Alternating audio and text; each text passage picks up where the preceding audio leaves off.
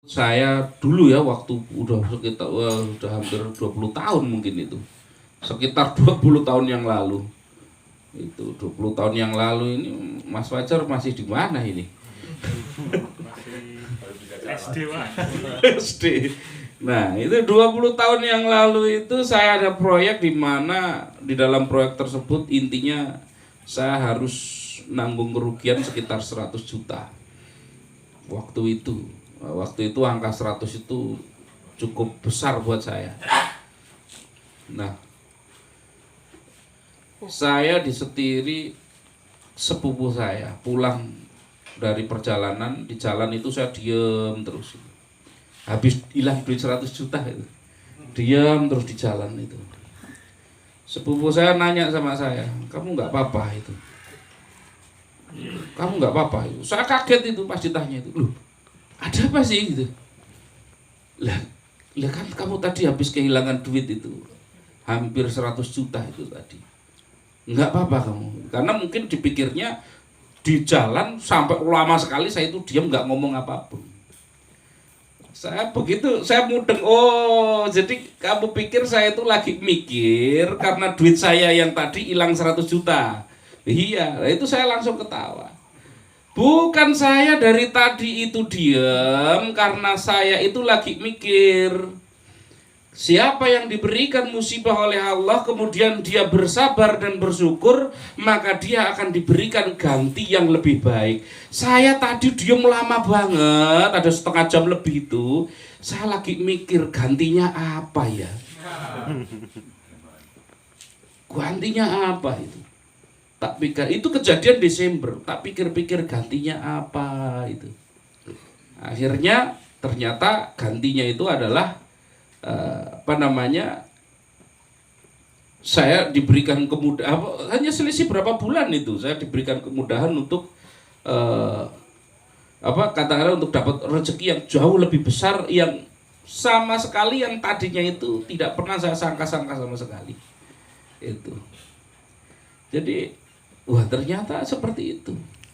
Ini mindsetnya. Ketika kita diberikan masalah oleh Allah, diberikan musibah oleh Allah, lalu kita itu memutuskan, ya ini hanya urusan sikap ini perhatikan, ini hanya urusan sikap. Kita memutuskan marah, jengkel, kecewa, gitu kan? Maka mendapat apa yang kita dapatkan? Yang kita dapatkan adalah kehilangan barang tersebut dan kehilangan dosa tersebut dan mendapatkan dosa. Ini yang kita dapatkan ini. Tapi dengan kita bersikap ikhlas, sabar, syukur, kita ini hanya urusan sikap toh, tapi Allah akan berikan kita ganti yang lebih bagus, pahala yang lebih besar. Nah, ini urusan sikap ini. Kira-kira nanti kalau kehilangan sesuatu, lebih memilih kita itu marah, jengkel, kecewa, apa sabar, ikhlas dan bersyukur? Beneran apa enggak ini?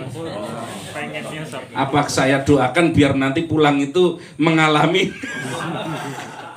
Ini contoh di belakang sabar. Itu seperti itu. Nanti nggih? Ketika kita, ini hanya urusan sikap. Sikap berbeda menghasilkan sesuatu yang berbeda. Itu loh. Dikasih musibah malah kita itu kecewa, marah, jengkel, malah dapatnya dosa, barangnya tetap hilang. Nah, ketika kita itu terima, sabar, syukur kepada Allah, malah diganti yang lebih baik, dapat pahala lagi. Lah kan malah enak gitu. Ini. Maka ini urusan sikap, ini urusan yang kelihatannya sepele tetapi akan menjadi perubahan di dalam hidup yang luar biasa. Adapun sabar sendiri menurut Imam Al-Ghazali ya, di dalam kitabnya Ihya Ulumuddin dijelaskan sabar itu ada 3 macam. Sabar itu ada apa? 3 macam. Yang pertama sabar di dalam taat. Sabar di dalam taat. Taat itu ya berat. Subuh-subuh ngantuk, Iya toh? Iya. Subuh-subuh ngantuk, apalagi harus ke masjid lah, kan lebih enak tidur. Apalagi gerimis-gerimis itu kan. Ini. Tapi kok berangkat ke masjid berarti sabar. Sabar di dalam taat. Sebenarnya ini malam-malam kayak gini kan kita enak di rumah ini. Saya tadi cita-cita karena saya pikir ini malam Rebu gitu kan. Saya ada rencana nanti habis Isya mau tidur gasik gitu. Tiba-tiba Mas Ali datang ke rumah, tak tanya mau kemana Mas Ali. Nah, ya, apa dari mana Mas Ali? Ya dari rumah. Mau kemana? Mau ke sini. Lah emang ada urusan apa? Ya kan ini malam Kamis. Lu apa aja ini malam Kamis? Saya lupa saya itu karena biasanya Mas Anwar itu WA saya hari Selasa. Karena jadi tak pikir hari ini hari Selasa itu. Itu. Tak pikir masih lama itu. Ini.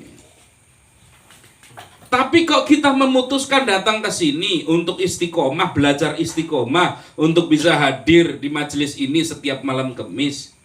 Ini namanya sabar di dalam taat. Ini. Kita berusaha sholat tiap waktu 5 waktu dalam sehari semalam. Itu kalau nggak sabar itu ya tidak bakalan itu terlaksana. Jadi di dalam kita itu taat ada yang namanya kesabaran karena kita punya pilihan untuk tidak melakukan itu. Itu kalau kita tiba-tiba bablas sholat itu kan ya paling nggak ada, kalau nggak ada yang tahu juga nggak ada yang komplain toh. Iya. Nah, kita sehari semalam belas nggak baca Quran nggak ada yang komplain kan? Nggak ada yang komplain. Itu. Kita seminggu full nggak pernah sedekah nggak ada yang komplain. Nggak ada yang komplain.